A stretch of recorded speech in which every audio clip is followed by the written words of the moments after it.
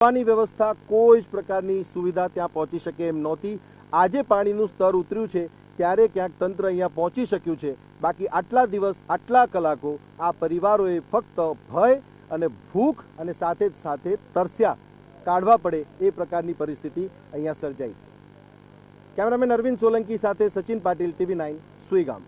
સુઈગામ તમે પહોંચો તો જ્યાં પણ તમારી નજર જશે ત્યાં ફક્ત ને ફક્ત પાણી જ દેખાશે, ના હાઈવે ના બીજી કોઈ વસ્તુ, કારણ કે તમામ વાહનો પણ જે છે એ પાણીમાં ડૂબ છે। અને મારી બરાબર પાછળ તમે જોશો તો આ ભાભર તરફથી આવવાનો રસ્તો છે સુઈગામ બાજુનો, અને ત્યાં જોશો તો NDRF ને SDRFની જે ટીમો છે એ સતત લોકોને જે પાણીમાં ફસાયેલા છે એમને કાઢીને બહાર લઈ જઈ રહી છે।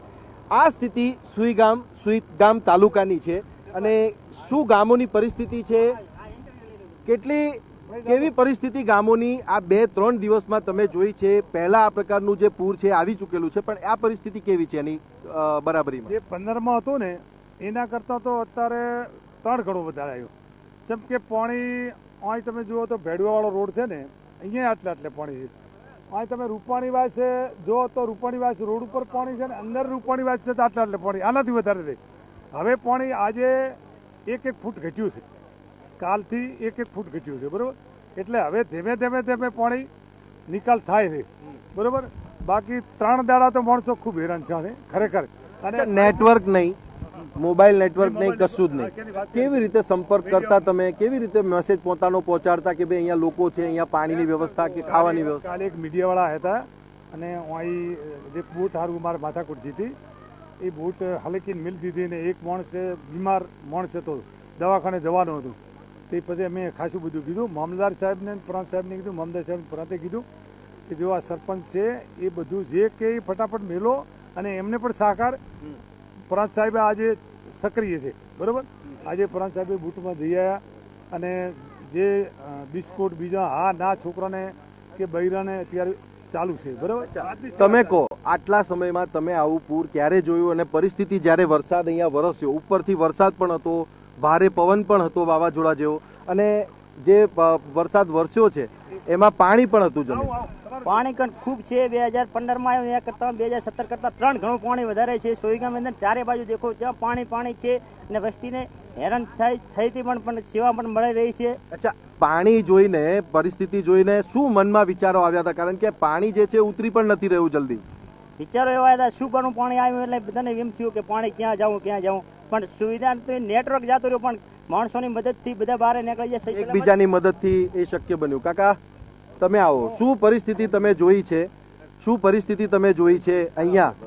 બહુ ખરાબ હતી પરિસ્થિતિમાં તો બાકી નથી, બેસી મારા ફસાણી ચા નવો તો રાતે ઘાટી મોડે।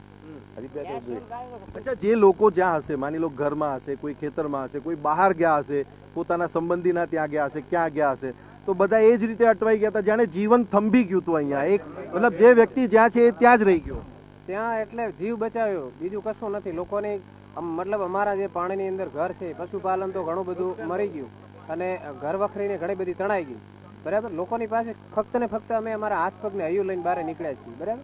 કેટલા ગામો છે જે અસરગ્રસ્ત છે અહીંયા? કેટલા ગામો છે? જલોયા કે એ બાજુ તરફ પાણી હવે ઓછું થયું છે કે હજુ ભરડવાની બાજુ પાણી છે? પાણી જે છે સતત ચાલુ જ છે, હવે હજી સુધી ધીમું પડ્યું નહીં સતત, અને જાનનું માલનું બહુ નુકસાન થઈ ગયું છે। અચ્છા, કયા ગામો એવા છે કે જેમને અસર હજી પણ છે ને ત્યાં પરિસ્થિતિ વધારે અસર હોય તો સુઈગામ, જલોયા, ભરડવા, આગળના મમાણા, કોરેટી, આ બધા ગામો ઘણા બધા પાણીની અંદર જ છે, બરાબર। લોકોને ફક્ત ને ફક્ત જીવ બચાવ્યો, બીજું કશું એમની જોડે હાલ છે નહીં। અને આપ જોશો અહીંયા તો મેં કહ્યું એ પ્રમાણે SDRF, NDRF, કલેક્ટરેટ ડિપાર્ટમેન્ટ અને સાથે પોલીસ વિભાગ, આ તમામ વિભાગો જે છે એ સંકલન કરીને અહીંયાથી જે પણ મદદ લોકોને પહોંચાડી શકાય એ પહોંચાડવાનો પ્રયાસ કરી રહ્યા છે, પરંતુ આટલું કાફી નથી। લોકોને હવે જરૂર છે એક તો જે એમને અનાજ, ખાવા પીવાની ચીજ વસ્તુઓની, દૂધ અને પાણીની, સ્વચ્છ પાણીની ખૂબ જરૂર છે। ત્યારે એડમિનિસ્ટ્રેશન જે છે એ આ બાબતે વધારે ફોકસ કરે અને જે રાહત સામગ્રી છે પહોંચાડવાનો પ્રયાસ પણ થઈ રહ્યો છે। પરંતુ આખા સુઈગામ તાલુકાની વાત કરીએ તો નાવડી કે મોટા વાહનો સિવાય, ટ્રેક્ટર સિવાય કોઈ પણ જગ્યાએ ચાલતા જવું એ પણ મુશ્કેલી ભર્યું છે, કારણ કે એક ટ્રેક્ટર પણ અત્યારે થોડી વાર પહેલા પલટ્યું અને એમાં જે લોકો હતા એમને SDRFની ટીમે બચાવ્યા છે। કેમેરામેન અરવિંદ સોલંકી સાથે સચિન પાટીલ, TV9 સુઈગામ. અત્યારે અમે જ્યાં છીએ એ CHC છે સુઈગામ તાલુકાનું, અને આ જે CHC છે એની અંદર કેટલાય પરિવારો તમે જોઈ રહ્યા છો. આ શેલ્ટર હોમ સ્થાનિકોએ જાતે જ બનાવી લીધેલું છે. અહીંયા કોઈ એડમિનિસ્ટ્રેશન એમને લઈને આવ્યું હોય અને ઇવેક્યુએટ કરાવ્યા હોય એવી કોઈ જ પ્રકારની પરિસ્થિતિ નથી. નાના બાળકોથી માંડીને તમામ જે સિનિયર સિટીઝન્સ છે તમામ જે છે અહીંયા પહોંચ્યા છે, કારણ કે જ્યાં એ રહી રહ્યા હતા ત્યાંની જે સ્થિતિ છે સ્થિતિ ખૂબ ખરાબ હતી. તમારું શું નામ છે અને ક્યાંથી તમે આવ્યા અને આ પરિસ્થિતિ અહીંયા થઈ કેટલા સમયથી તમે અહીંયા રોકા? અહીં 2 દિવસ થઈ ગયા અમને, આ 3જો દિવસ છે. હજુ તંત્રમાંથી તો કોઈ આવ્યું નથી પૂછવાય. સરપંચ આજે દિવસે આવીને આ બિસ્કિટ પેકેટ ને આપી ગયા, બાકી તો હરિઓમ શાંતિ. 2015માં જે પાણી આવ્યું હતું ને એ તો 4 ફૂટ પાણી અમારા ઘરોમાં હતો, પણ આ વખતે 8 ફૂટ પાણી ચાલે છે. જઈને જોઈ આવો. તમે ક્યાં રહો છો, ક્યાં બધા? અને આ બધું શિવનગર ઇલાકો છે. શિવનગર ઇલાકામાં લગભગ 500 ઘરોમાં પાણી આવી ગયો છે. અચ્છા, જ્યારે અહીંયા તમે આવ્યા ત્યારે તમે જાતે આવ્યા છો કે તંત્રમાંથી કોઈ તમને લઈને આવ્યું હતું કે સૂચના આપવામાં આવી હતી?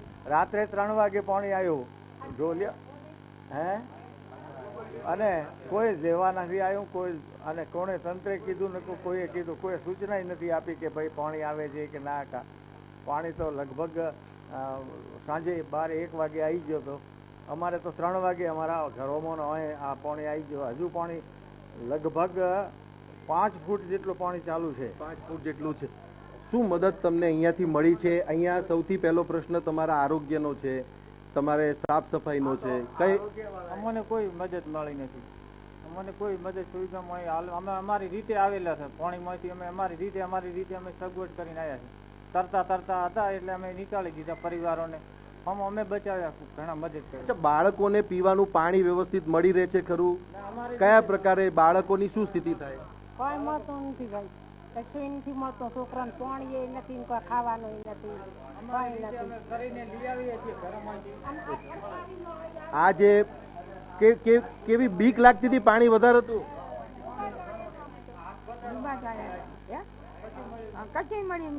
પાણી વધારે હતું, બીક લાગતી હતી?